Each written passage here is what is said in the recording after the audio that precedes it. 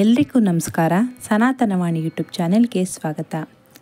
ಪ್ರತಿ ವರ್ಷ ವೈಶಾಖ ಶುಕ್ಲ ಪಕ್ಷದ 3ನೇ ದಿನದಂದು ಅಕ್ಷಯ ತೃತೀಯ ಹಬ್ಬವನ್ನು ಆಚರಿಸಲಾಗುತ್ತದೆ. ಪಂಚಾಂಗದ ಪ್ರಕಾರ ಈ ಬಾರಿ ಅಕ್ಷಯ ತೃತೀಯವನ್ನು ಮೇ 10ನೇ ತಾರೀಕು ಆಚರಿಸಲಾಗುತ್ತದೆ. ಈ ದಿನದಂದು ನೀವು ಯಾವುದೇ ಸೃಜನಶೀಲ ಅಥವಾ ಪುಣ್ಯ ಕಾರ್ಯ ಮತ್ತು ದಾನವನ್ನು ಮಾಡಿದರೂ ಅದಕ್ಕೆ ತಕ್ಕ ಪ್ರತಿಫಲ ಖಂಡಿತ ಸಿಗುತ್ತದೆ ಎಂದು ಶ್ರೀಕೃಷ್ಣನು ಯುಧಿಷ್ಠಿರನಿಗೆ ಹೇಳಿದ್ದನು. ಅಕ್ಷಯ ತೃತೀಯ ದಿನವು ಎಷ್ಟೊಂದು ಶುಭವೆಂದರೆ, ಈ ದಿನದಂದು ಗಂಗೋತ್ರಿ ಧಾಮ, ಬದರಿನಾಥ ಧಾಮದ ಬಾಗಿಲನ್ನು ದರ್ಶನಕ್ಕೆ ತೆರೆಯಲಾಗುತ್ತದೆ. ಜಗನ್ನಾಥ ರಥಯಾತ್ರೆಗೆ ಎಲ್ಲ ರೀತಿಯ ಸಿದ್ಧತೆಗಳನ್ನು ಮಾಡಲಾಗುತ್ತದೆ. ಹಾಗಾಗಿ ಅಕ್ಷಯ ತೃತೀಯದ ಮಹತ್ವವೇನು, ಹಾಗೆ ಪುರಾಣಗಳಿಗೂ ಮತ್ತು ಅಕ್ಷಯ ತೃತೀಯಕ್ಕೂ ಇರುವ ಸಂಬಂಧವೇನು, ಎಲ್ಲದರ ಮಾಹಿತಿಯನ್ನು ಈ ವಿಡಿಯೋದಲ್ಲಿ ನೋಡೋಣ ಬನ್ನಿ. ಅಕ್ಷಯ ತೃತೀಯದ ದಿನ ಪರಶುರಾಮ ಮತ್ತು ಹಯಗ್ರೀವನೊಂದಿಗೆ ಭಗವಾನ್ ನರನಾರಾಯಣರು ಕೂಡ ಅವತರಿಸಿದ ಶುಭ ದಿನ ಎಂದು ಹೇಳಲಾಗುತ್ತದೆ. 2.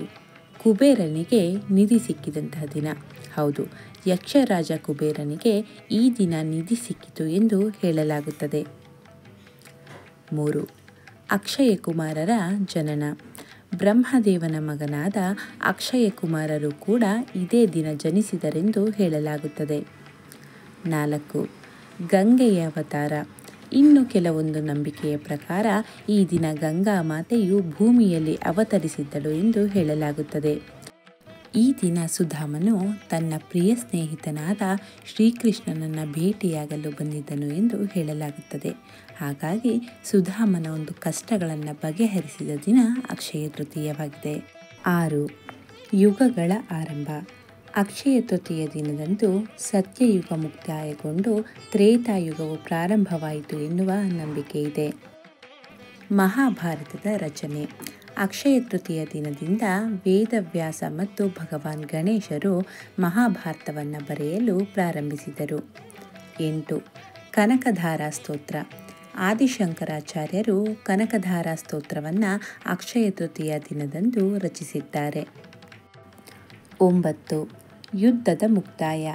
ಮಹಾಭಾರತದ ಯುದ್ಧವು ಅಕ್ಷಯ ತೃತೀಯ ದಿನದಂದು ಮುಕ್ತಾಯಗೊಂಡಿತು ಎಂದು ಹೇಳಲಾಗುತ್ತದೆ. 10. ಋಷಭದೇವನ ಉಪವಾಸ.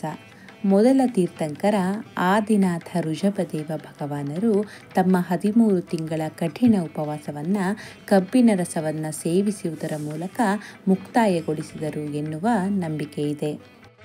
ಅಕ್ಷಯ ತೃತೀಯವು ಚಿನ್ನವನ್ನಷ್ಟೇ ಕೊಳ್ಳುವುದಕ್ಕೆ ಮಾತ್ರವಲ್ಲ, ಎಷ್ಟೊಂದು ಮಹತ್ವ ಮತ್ತು ವಿಶೇಷತೆಗಳಿಂದ ಕೂಡಿದೆ. ಹಾಗಾಗಿ ನಾವು ಅಕ್ಷಯ ತೃತೀಯದಂದು ನಮ್ಮ ಯಥಾಶಕ್ತಿ ಅನುಸಾರವಾಗಿ ದಾನ ಧರ್ಮಗಳನ್ನು ಮಾಡುವುದರ ಮೂಲಕ ಪುಣ್ಯವನ್ನು ಸಂಪಾದನೆ ಮಾಡಬೇಕು. ನಮ್ಮ ಮನೆಯಲ್ಲಿ ಸುಖ, ಶಾಂತಿ, ಸಮೃದ್ಧಿ ದೊರೆಯಲಿ ಎಂದು ಭಗವಂತನಿಗೆ ದೀಪವನ್ನು ಹಚ್ಚಬೇಕು. ಎಲ್ಲರಿಗೂ ಈ ವರ್ಷದ ಅಕ್ಷಯ ತೃತೀಯದ ಶುಭಾಶಯಗಳು. ನಿಮಗೆ ಈ ಮಾಹಿತಿ ಇಷ್ಟ ಆದರೆ ದಯವಿಟ್ಟು ಸನಾತನವಾಣಿ ಯೂಟ್ಯೂಬ್ ಚಾನೆಲ್ನ ಸಬ್ಸ್ಕ್ರೈಬ್ ಮಾಡಿ. ಧನ್ಯವಾದಗಳು.